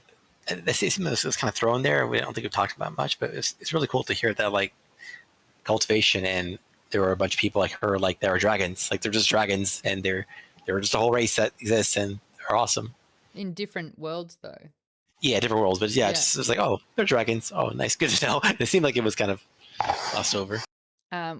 What else is happening now? Sigil's sustained by the Dawn Shard that is named Exist, and has a chatty Kathy Spren who wants to tell the story of Kaladin, and it's Szeth's rejected shard, who will no longer go by, not Shard, Spren, for fuck's sake, who will no longer go by 12124. So that's another thing. Fish the Vial, we got a brand new chatter in here. What's up? I do wonder if they can transmute Void Light into Stormlight via the Pure Tones still, which is what Navani figured out with the sibling in Rhythm of War. That's some hope that's there. Thank you, first time chatter. Bringing the goods. Yes, Colleen. Isn't he still trying to get off world right now? Mm-hmm. It's holding a piece of the Dawn Shard. And then the post-interlude, the postlude, is book one's prelude. We're back with Kalak. He's disoriented on a ridge by a beach. Kaladin's there. Is he wearing all white? I'm picturing him in all white. Come, I'll make you some tea. Welcome to our commune. Kind of gave that vibe, but then Taln forgave them. What else is happening right at the end? Yeah, Kaladin's a herald of kings or second chances. Because Szeth is too badly injured to take Jezrien's seat, even though, yeah, the story kind of pointed to the fact that he just killed his father, just killed his sister. He was the perfect person to do it, but he got to get married instead. How do we feel about Kaladin kind of being like not in it anymore? He's just taken a huge sacrifice forever. Someone's got to do it. I'll do it. It's fine. How do we feel about that for Kaladin's arc? For me, it seems a bit sad. Why? I think it's great. He gets to rest with the Herald. He needs a rest too. Goodness, that poor boy's been through so much. And let's face it, he still has healing to do too. He's helping other people, but in that, he'll help heal himself. And Syl's going to last thousands of years. So when he comes back, she'll be like, hey, Cal, and they'll be back together. No, they're with each other. Oh, was Syl there too? I think I missed that. Syl's there as well. Yeah, Syl. She's got white Syl's there hair. as well. Just like Nailspren is with him.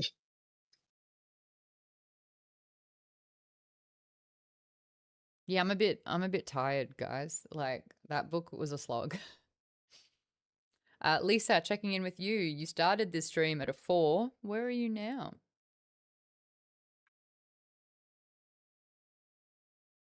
She bailed.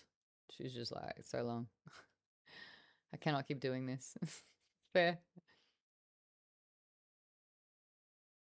Smeckard says the lines at some of the start of some of the chapters is Zeth's lady friend, wife, talking about events past, and at one point mentions talking to Yasna. So they survive a bit, at least. Fish the Vial says our boy finally gets a vacation. Cal is immortal now. Okay, people are happy. Hey yo, Steve-O's in here saying hey. We're wrapping up our conversation. We've spent. How have I only been live for an hour and a half when it's 6:50?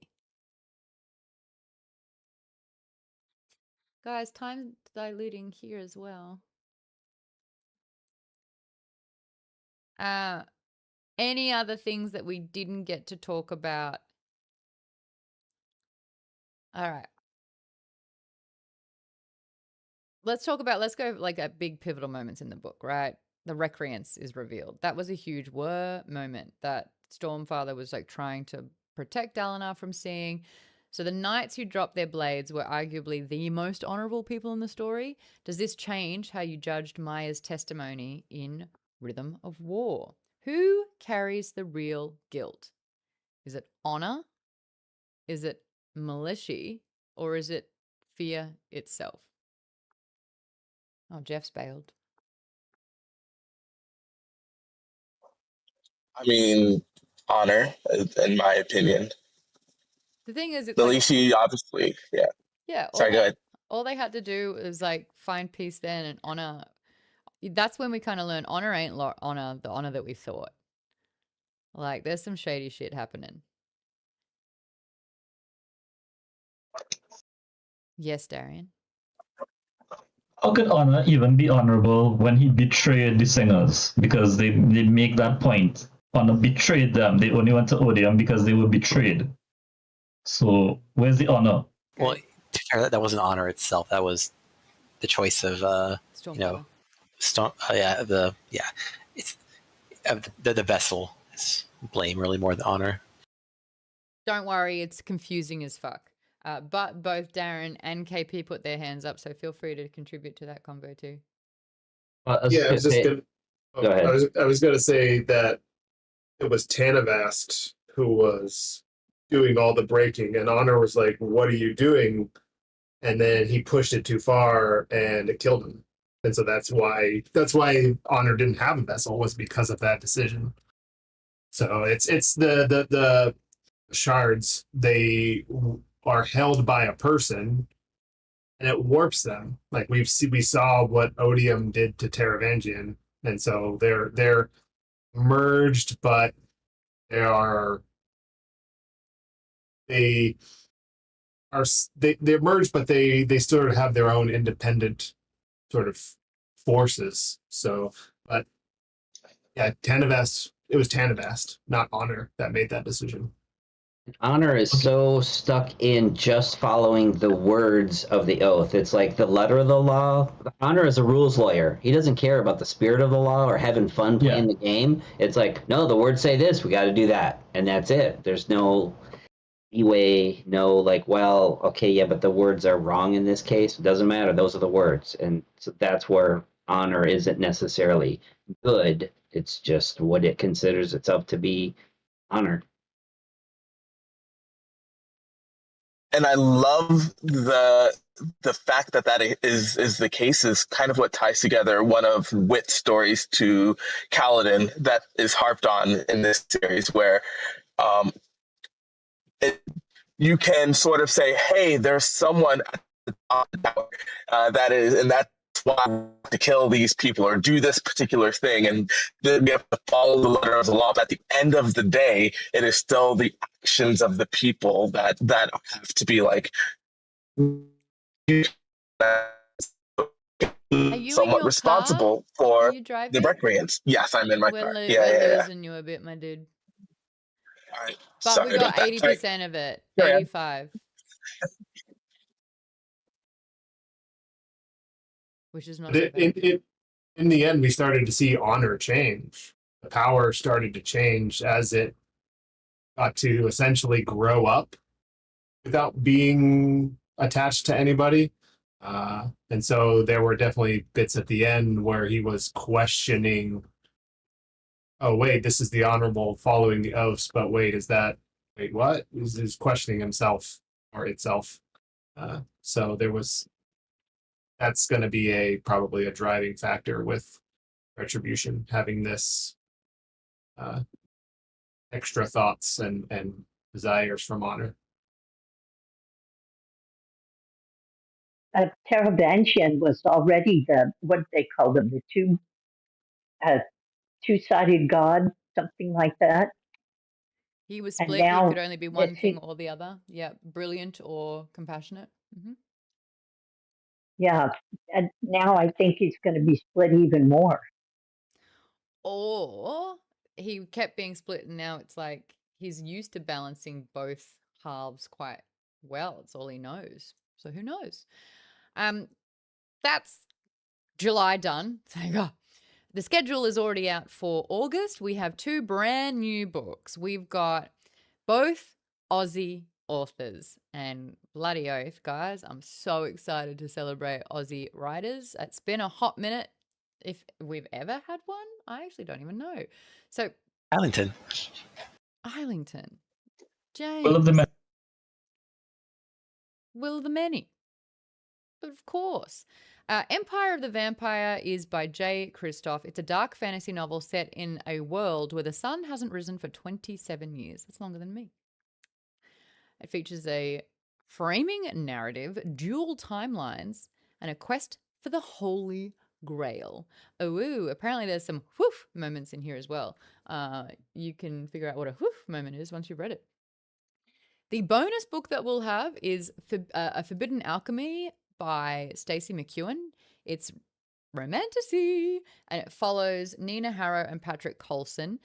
People have described this, and I'm only digging into it really now, but it's been on my TBR for a very, very long time because I've been hearing very good things. People have been saying it's a bit like Peaky Blinders, almost steampunk-ish, maybe steampunky. Basically, these 2 main characters are kids together, and they uncover a rigged magical system, and then they reunite years later on opposite sides of a class war. So you guys know that my favorite Star Wars book is Lost Stars by Claudia Gray. I feel like this is a steampunkish kind of Lost Stars scenario. So there are our 2 books, both Aussies. I'm going to try and sort out some interviews with for vampires. Stacey's just spent time in the US. I wasn't able to meet her, but that's still something that I would love to get on board with. They are our 2 books. If you do want to get the schedule, guys, join the Discord. It's absolutely free. We have a whole schedule section in there so you know what's going on and when. Pianki says, I started Empire of a Vampire on Tuesday. I'm not loving the audible narration due to the trouble understanding some of the words and names. It was just a bit easy to get confused about what I heard. All right. I recommend, I think I saw it for something like $5 on Kindle, maybe? Possibly. Is it Kindle Unlimited? Don't know. When can your mum join us again, says Colleen. Do you miss my mum? She's like, yes. Oh my God, you and my mum would get along so great. You guys should get tea one day. It'd be so cute. We got an Aussie August. Which one? I mean, they're both Aussie authors, so we should get my mum involved in one of them. You know what? I'll send her both the synopses and see which one she likes the most and try and get her involved because she's got a couple of weeks to get it. So maybe we could do, Aussie books with Aussie mum. That could be a lot of fun. I forgot all about it. KJ, where I'm just reading back through the comments, says, I wish that Wind and Truth was more memorable. I read it last year and I couldn't tell you 4 things that happened.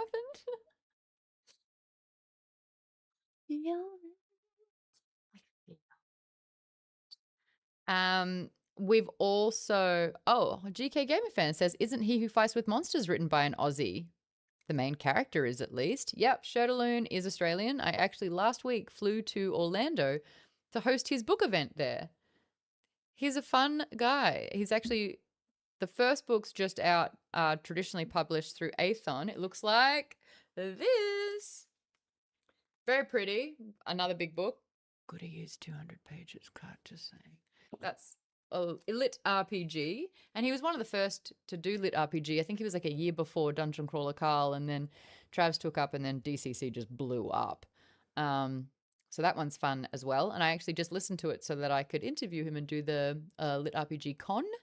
And so I listened to that one, and the audiobook narrator is Heath Miller, and I was able to hang out with him at Lit RPG Con. So I got my Aussie fix. There was actually a bunch. Haylock Jobson, he's a Lit RPG author who does heretical fishing. Someone described it as Steve Irwin getting dropped into Stardew Valley. I can't think of anything else now, so I have to read that.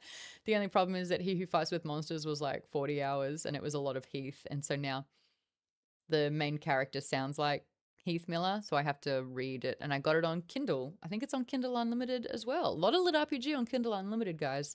I just resubbed, so I've got to start reading Kindles before bed instead of just only listening to books, because it doesn't always work for me. And then there's another Aussie author called Rhino Z who managed to convince a bunch of people to get a giant ant, not a pretty ant, a ferocious looking ant tattoo. I'm talking Jeff Hayes got one. Jeff Hayes' fiance Taylor got one up her arm this big. Haylock Jobson got one. One of the audiobook narrators got it on his foot. And then the author who picked out the giant ant left halfway through the tattoo session saying, "Got to get a flight. Sorry, I'm not going to get the tattoo." Wow. Everyone's got these giant fucking ants on their body.